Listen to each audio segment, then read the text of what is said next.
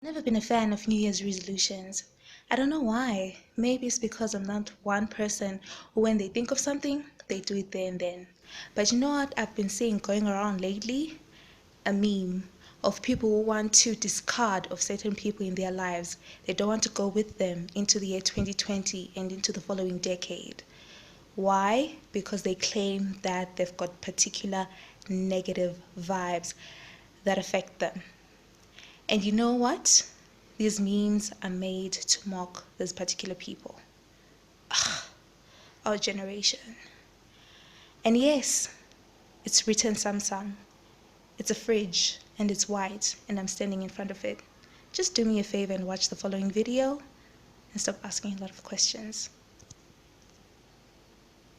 What's up, everybody? It's your girl Beverly Katie, and welcome to another fun-filled episode of the Scarlet Sherry Diaries. This is the first ever video to be taken in the year 2020. Welcome to my channel, you guys. So today, this video is for those people who want to get their life right, who want to start their decade on a clean slate. We're getting the negative people out of our life, and we are bringing in the positive vibes. I am going to be telling you today which negative, toxic friendships you must get rid of.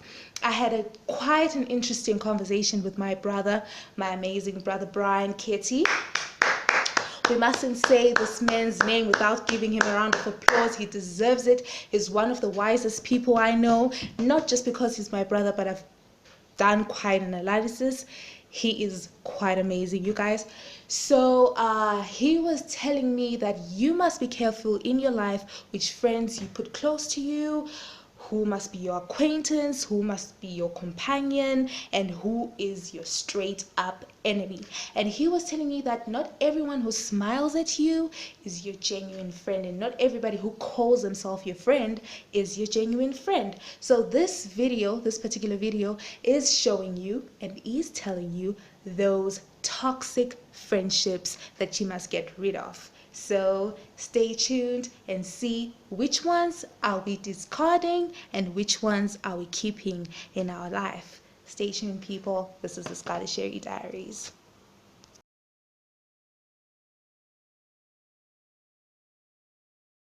Oh my goodness, the benefit from you, friend. This particular friend screams ulterior motive. This friend is not with you for genuine friendship, but they have an ulterior motive. They want to benefit something from you. And this usually happens between people of different social classes or between people of different genders. So what usually happens is it's either the friend is richer than you or is poorer than you. Sorry for using those terms. I do not mean to be offensive to people, but I'm just using them as an example. So the benefit from you, friend, when that friend is rich, that friend is going to make you do stuff for them because they tell themselves in their minds that you fear them because of their monetary status that they have. So they're only your friend because they know that they can make you run around. And it's in human DNA that people always fear people who they feel they are above them. So they're going to take advantage of that. They're not genuinely your friend. They've got another circle of friends that they tell themselves, oh, these are my like buddies. And then for you, you're that friend that they say, hey, I'm your friend, but they want to make you run around. And then if the friend is poorer than you and you're at a richer status, they are going to be that kind of friend who wants to be milking the money out of you. They only hang out with you because they want to be seen in your car, or they want transport, or they want somebody to buy them drinks, or they want financial favors, or they want to be seen as people of your status.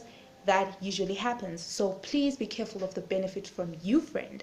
And then when it comes from genders, well, if it's guy and girl, there are those particular guys who make themselves like they're your friend, who want to take advantage of the vulnerable moments in you.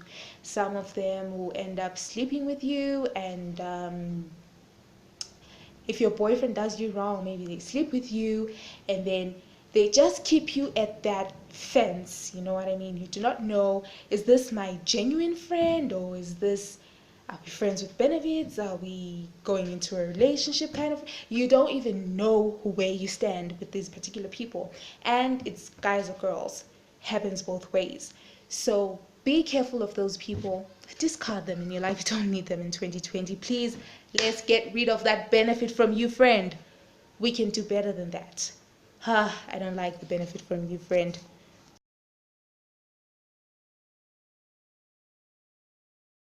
The competitive friend. Jesus Christ. This particular friend is always in competition with you. You can't do anything. You can't tell them of your successes and your victories without them going out there and trying to do the same thing. You can't get that genuine congratulations from them.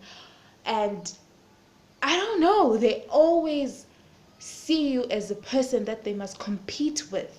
They are in competition with you. They want to have what you have, or they want to have better than what you have. And it's not a healthy friendship. The competitive friend, please, let's leave that in 2019. We don't need those kind of people.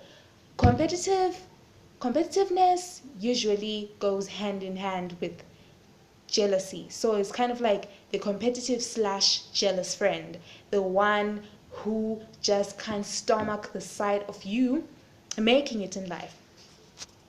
The biggest examples of this competitive slash jealous friend is that one who, when you invite for something, let's say you have graduated from school, or you've done something, you have a particular achievement in your life and you want to celebrate, you invite them, they come up with excuses not to come, they don't show up, or when they're there, they're just moody, they're sulking, they just don't like it when you shine. They always want to be that friend who shines better than the other. And these are the people that we are discarding. Yeah, toxic friendship.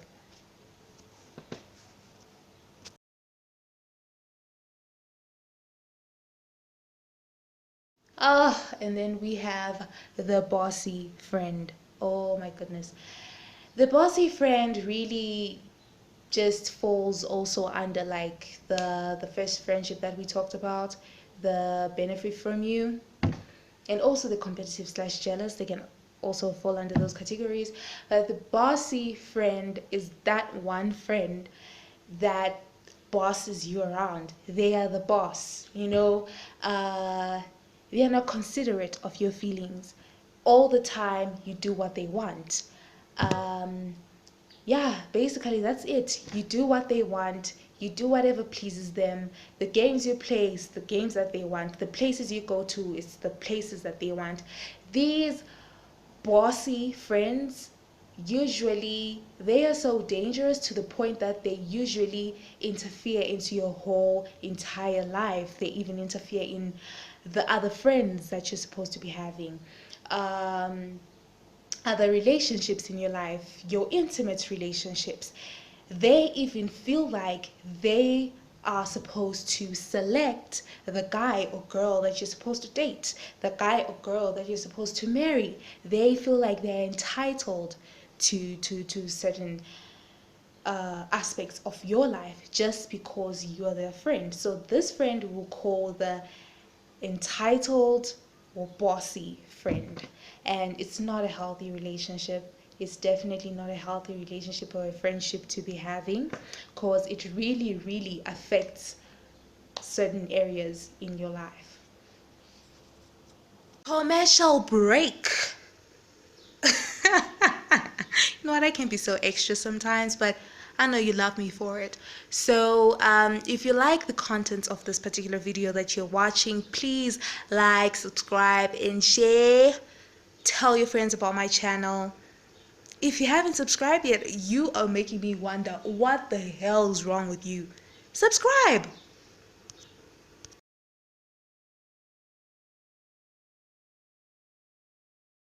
The selfish friend. Okay.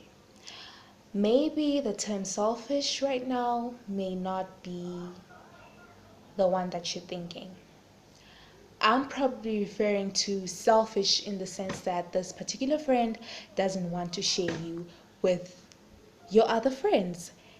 This particular person believes that you have them as the only friend in your life.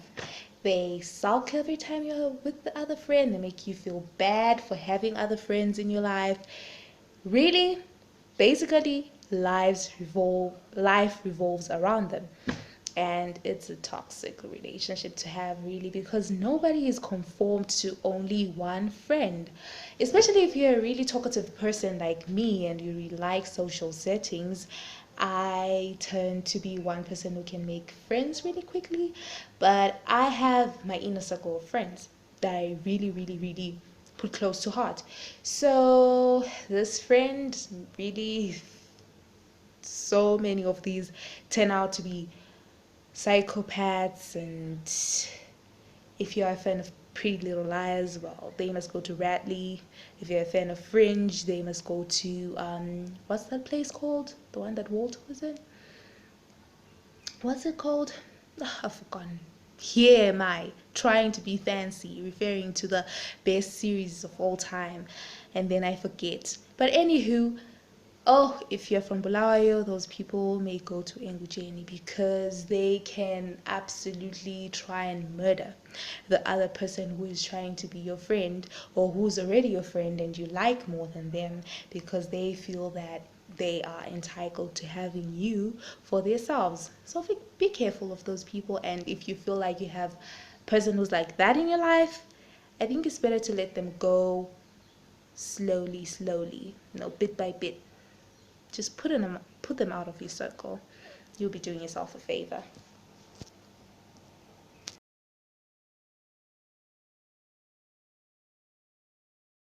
I know a lot of people will be like, no, you can't be friends with this particular person, but it happens. It happens. A person, you can actually be of different lifestyles, but find somehow a way to click.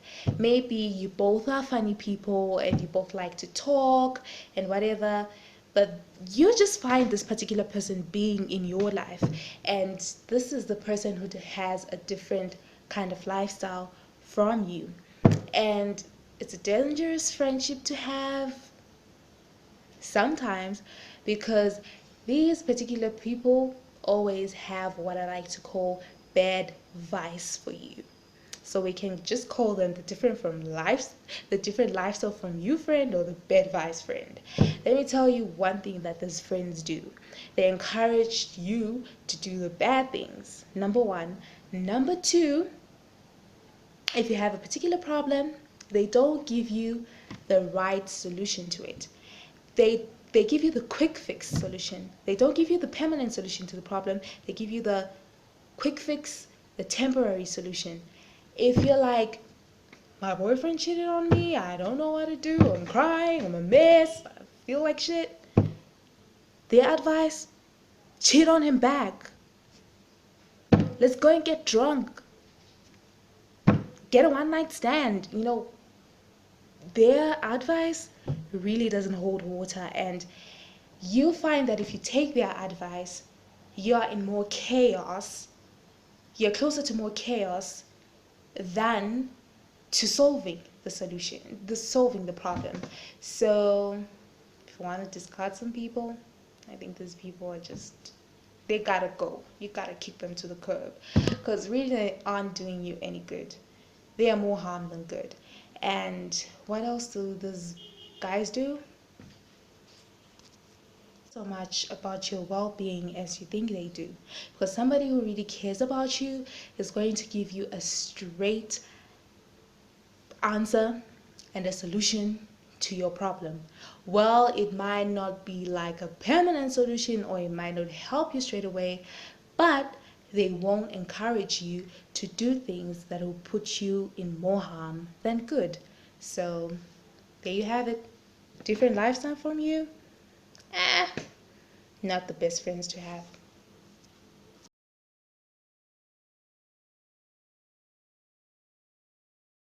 Let's get into a healthy and more spiritual lifestyle, please, and let this friendship go. It is not a genuine friendship. It is an emotional wrecking roller coaster ride. Let's just discard it right away. Right now, if you have this particular person in your life, I don't care whether you've been through how many heartaches and you just feel like this is the way to go. Let's just discard of that relationship. It does not benefit anyone. Friends with benefits, for those who want to have a really healthy lifestyle, or want to draw closer to God, or who want a better reputation in the society, who want to see themselves become someone great. Really, I feel like it's the number one relationship to let go of, the friends with benefits. Just if it hasn't been working out in the dating scene for you, a little patience has never killed anyone. And being single is not a disease, really. I do not know why people view this as a disease these days. You know, if people, I know people can be whack sometimes, and then when you tell them that you're single, or when they ask you, are you single? Making conversation, and if you tell them and they have the shock of their lives and they're, oh, you're single? And then they'll be like, the next thing that they usually say if you're a girl is, oh, I didn't know that a girl so beautiful like you can actually be single. Please let them know you are single by choice. It's not that nobody has been approaching you. People have been approaching you from all corners of the earth. I know earth is a sphere, but corners. They've been approaching you from all corners of the earth, asking, begging, almost committing suicide for you. But you've told yourself that you do not want to be in a relationship at that particular time, or you are just choosing your mate with so much scrutiny. Really, this has got class. It's got class more than just being stuck in a relationship with somebody that doesn't even treat you right. I'm telling you, not everything is as good as it seems. You know what I mean? I've been single tone my life, not my whole life, but you know what I'm talking about, what I'm trying to say. But let me tell you something, I've had some great days. Okay, let me tell you, I've been with friends who've been crying their eyeballs out, who've been like, I'm scared he's gonna hit me, it's not going so well. And guess what, while they've been hit, they've been doing this and that, I've been just taking my popcorn and watching my favorite series without any stress. Sometimes it's stress avoidance. It's not a disease. So please discard of that person in your life. They're not doing you any good. They're just giving you more stress, and they're probably going to cause more chaos into your life. There are so many stress relievers out here. You don't really have to bank on someone relieving you off of your stress. You can do a lot of things. You can cultivate new hobbies. You can get up and work and do something productive out of that extra time that you feel that you have in your hands. So this is a friendship to let go. Please do it for me. Do it for God. Do it for your children. Please. Thank you so much, guys, for watching my video. I hope it helped a lot of you out there in identifying which toxic friendships you must get rid of. I hope I really helped you guys. Thank you so much for watching. Make sure you like, subscribe, and share. Especially subscribe. We've got some interesting content in this channel. I love you so much, and have a fabulous, what do they call it, 2020. So love, peace, and happiness. See you in my next video. Oh, before I forget, I love my friends so much. I have such an incredible circle of friends, and make sure you tune in for my, by the way, I'm the only one, for my next video, where I'm going to be talking about my friends, the ones that hype me up and make me the person that I am. So make sure you tune into that video. It's going to be a good one. Thank you.